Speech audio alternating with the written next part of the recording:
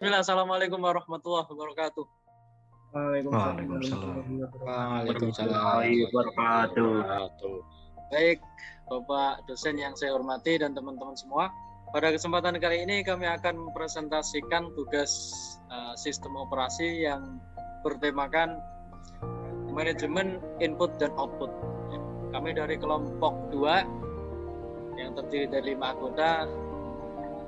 Siang ini akan mempresentasikan tugas. Baik, langsung saja dari saya sendiri.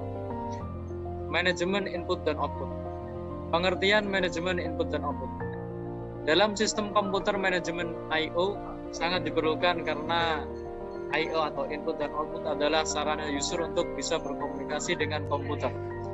Contoh perangkat I/O seperti keyboard, mic, audio controls, video controls, disk drive, networking port, dan lain-lain. Manajemen I/O pun diperlukan agar user dapat langsung menggunakan perangkat I/O tanpa harus menginisialisasi terlebih dahulu. Oleh karena itu, dalam setiap sistem operasi selalu terdapat I/O manager. Fungsi I/O manager mengirim perintah ke perangkat input atau output agar menyediakan layanan, menangani interupsi perangkat input output, menangani kesalahan perangkat input atau output, menyediakan interface ke pemakai. Lanjut. Mas. Oke, untuk teknik manajemen input output ya. Input output terprogram. Pada input output terprogram, data saling dipertukarkan antara CPU dan modul input output. CPU mengeksekusi program yang memberikan operasi input output kepada CPU secara langsung, seperti pemindahan data, pengiriman perintah, baca maupun tulis, dan monitoring perangkat. Kelemahan teknik ini adalah CPU akan menunggu sampai operasi input output selesai dilakukan modul input output sehingga akan membuang waktu, apalagi CPU lebih cepat proses operasinya. Dalam teknik ini, modul input output tidak dapat melakukan interupsi kepada CPU terhadap proses-proses yang diinstruksikan padanya. Seluruh proses merupakan tanggung jawab CPU sampai operasi lengkap dilaksanakan. Ya, lanjut. Input output interrupt. Teknik interrupt driven input output memungkinkan proses tidak membuang-buang waktu. Prosesnya adalah CPU mengeluarkan perintah input output pada modul input output. Bersamaan perintah input atau output ini dijalankan modul input output, maka CPU akan melakukan eksekusi perintah-perintah lainnya. Apabila modul input atau output ini telah selesai menjalankan instruksi yang diberikan padanya, akan melakukan interupsi pada CPU bahwa tugasnya telah selesai. Dalam teknik ini, kendali perintah masih menjadi tanggung jawab CPU, baik pengambilan perintah dari memori maupun pelaksanaan isi perintah tersebut. Terdapat selangkah kemajuan dari teknik sebelumnya, yaitu CPU melakukan multitasking beberapa perintah sekaligus sehingga tidak ada waktu tunggu bagi CPU. Lanjut, Mas Rivaldi. Teknik memory access DMA. Teknik yang dijelaskan sebelumnya yaitu input output terprogram dan input driven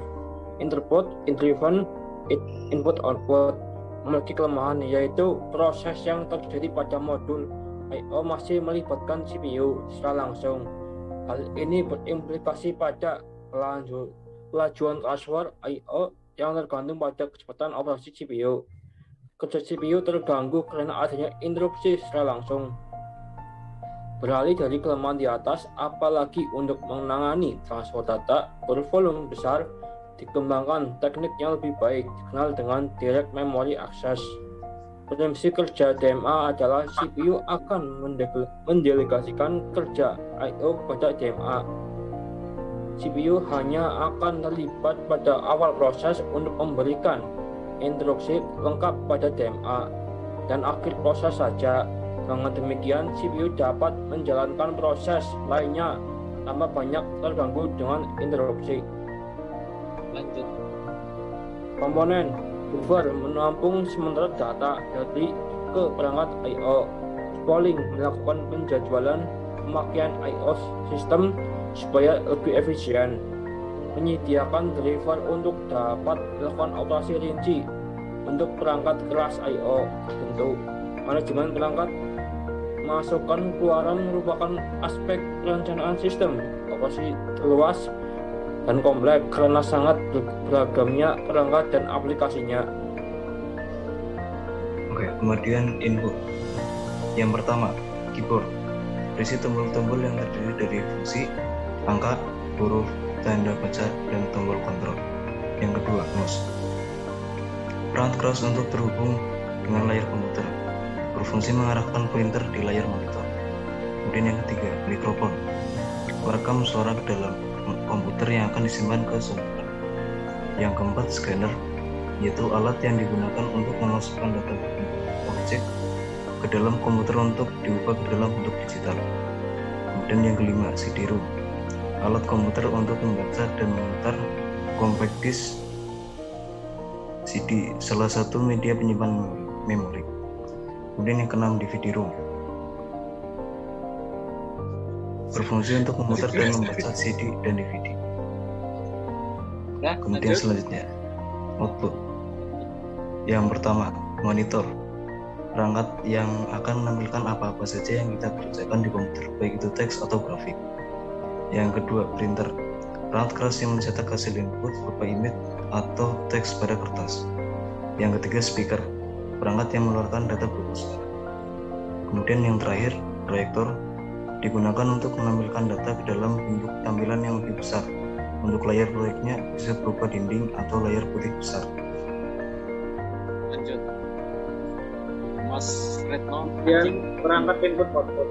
Perangkat keras berarti keras I/O atau tipis pada sistem komputer memiliki karakteristik yang dapat digunakan sebagai pembeda antara piranti I/O yang satu dengan yang lainnya. Antara lain, 1.